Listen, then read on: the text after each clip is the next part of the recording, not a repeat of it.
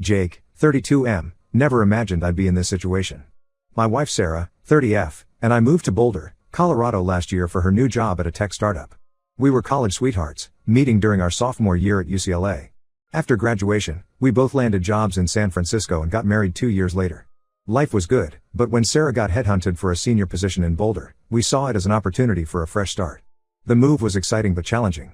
I had to leave my job as a software engineer and work remotely for a while. Sarah, always the social butterfly, quickly made friends with her coworkers. I, on the other hand, struggled to connect with people. My social anxiety, which I've dealt with since high school, made it hard to put myself out there. Enter Megan, 28F, and Tom, 33M. Megan worked with Sarah and they hit it off immediately. One Friday, about 2 months after we moved, Sarah invited them over for dinner. I was nervous about meeting new people, but to my surprise, Tom and I clicked right away. He was a laid-back guy who worked as a high school history teacher. We bonded over our love for obscure sci-fi movies and craft beer. Over the next few months, the four of us became inseparable. We'd have dinner together at least once a week, go hiking in the Flatirons on weekends, and even started a book club, though it often devolved into wine and gossip sessions. It was great to have another couple to hang out with, especially since Sarah and I don't have kids. I felt like I had finally found my footing in Boulder. My anxiety lessened, and I even started joining Tom for weekly basketball games with his friends.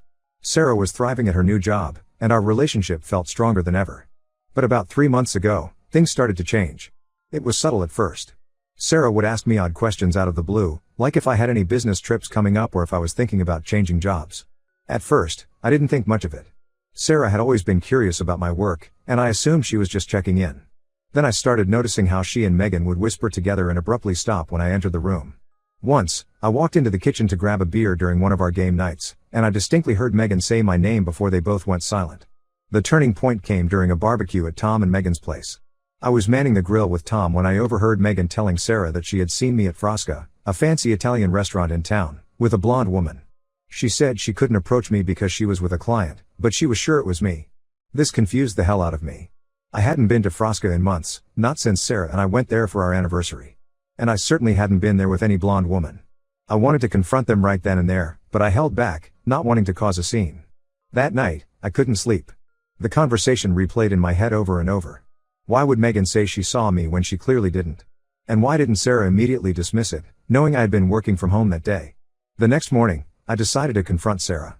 I asked her about the conversation I overheard, and to my shock, she admitted that Megan had been telling her things about me that made her suspicious. Apparently, Megan had seen me in various places around town, always with different women. There was the blonde at Frasca, a redhead at the Pearl Street Mall, and a brunette at a coffee shop in North Boulder. I was floored. Not only were these stories completely false, but I was hurt that Sarah would believe them without talking to me first. I explained to her that none of it was true and that Megan must be making things up.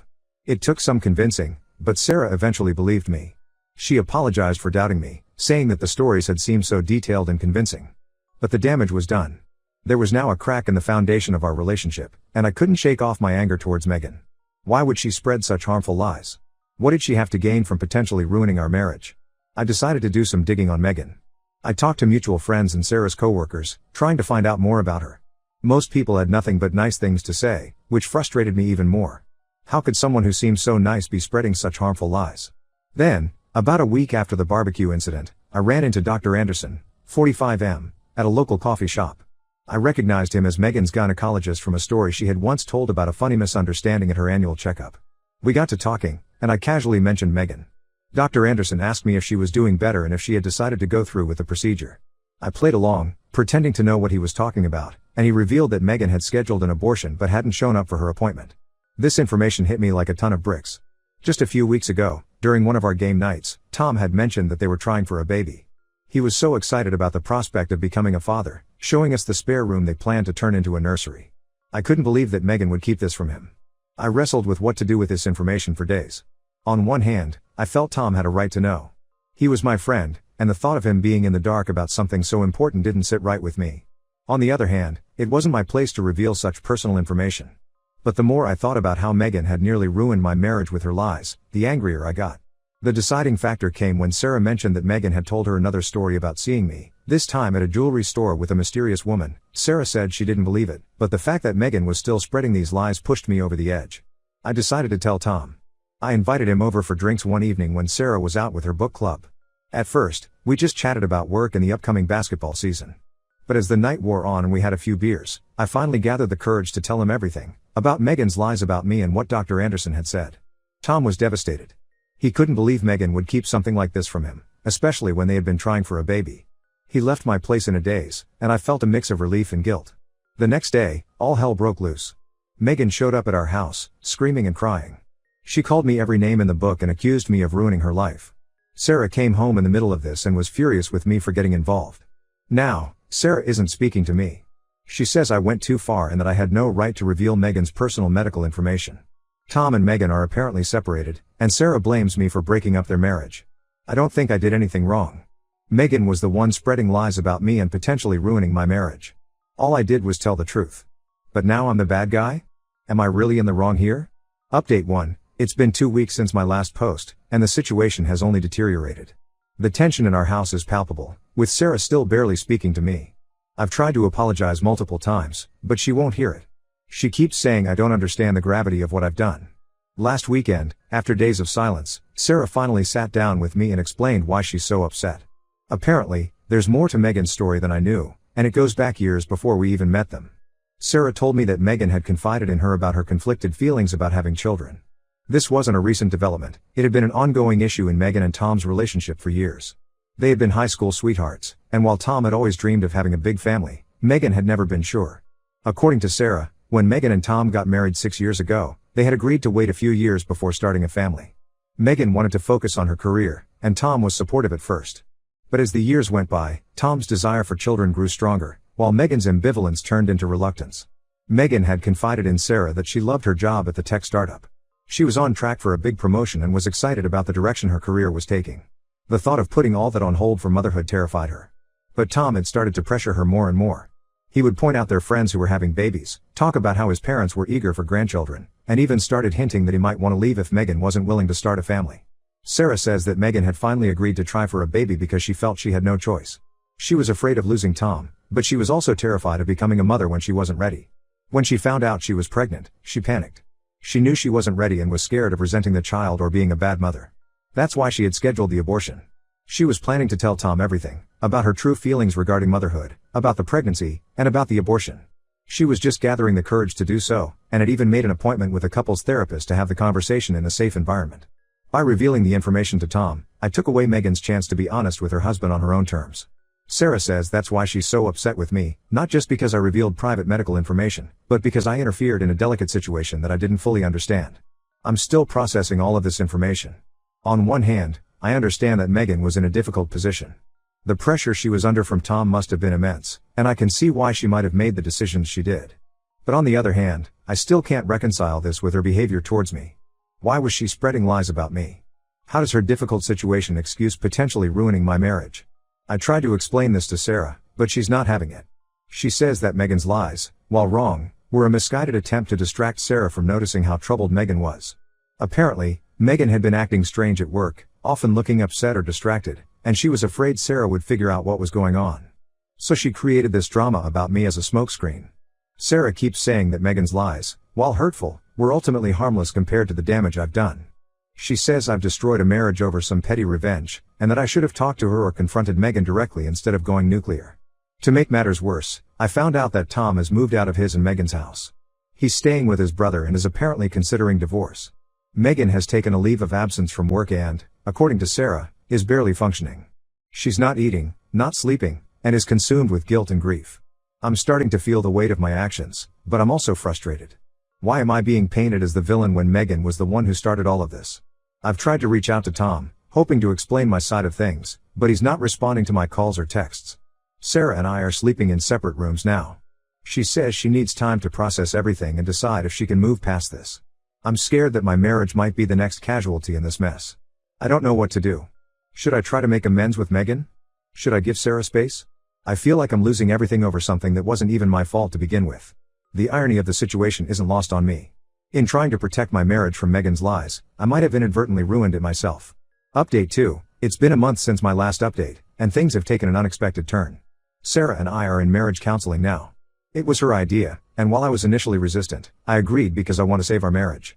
During our sessions, I've come to realize that while Megan's actions were wrong, my response was disproportionate. I let my anger and desire for revenge cloud my judgment.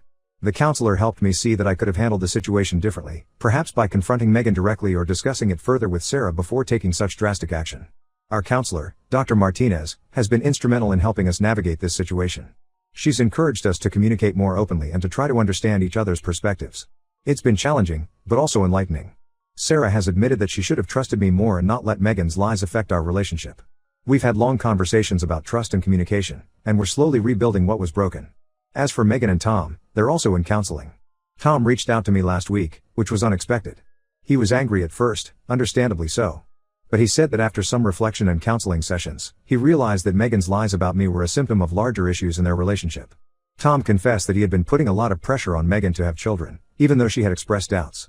He said he realizes now that he wasn't listening to her fears and concerns, and that he had made her feel like she had no choice. He thanked me for bringing everything to light, even if the way I did it wasn't ideal. Megan, on the other hand, still isn't speaking to me. Sarah says she's working through a lot in therapy and needs time. I understand that, and I'm giving her space. Sarah has maintained her friendship with Megan, which was initially hard for me to accept. But our counselor has helped me see that it's possible for Sarah to be friends with Megan while still being committed to our marriage. This whole experience has been a wake-up call for me.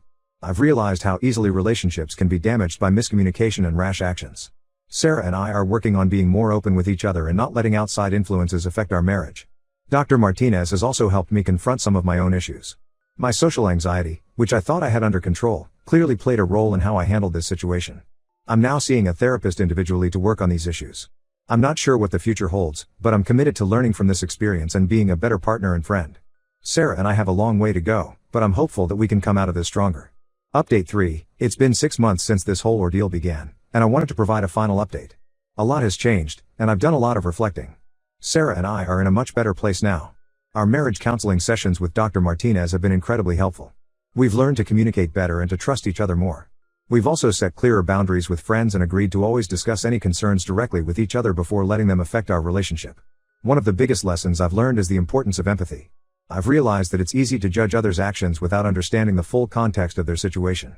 This doesn't excuse harmful behavior, but it has made me more inclined to seek understanding before reacting.